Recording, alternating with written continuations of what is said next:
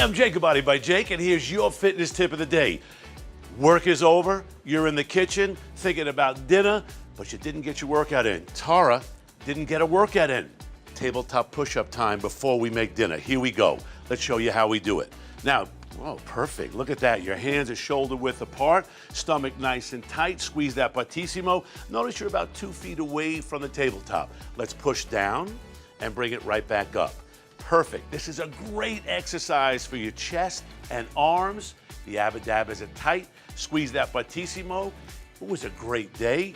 Thinking about all the great things you accomplished during the day, now you get the workout in. Remember, stick to the fight. When your hardest hit, it's when things seem worst that you must not quit. Don't quit. Have a great day. Wow, you are good. Keep going. Keep going.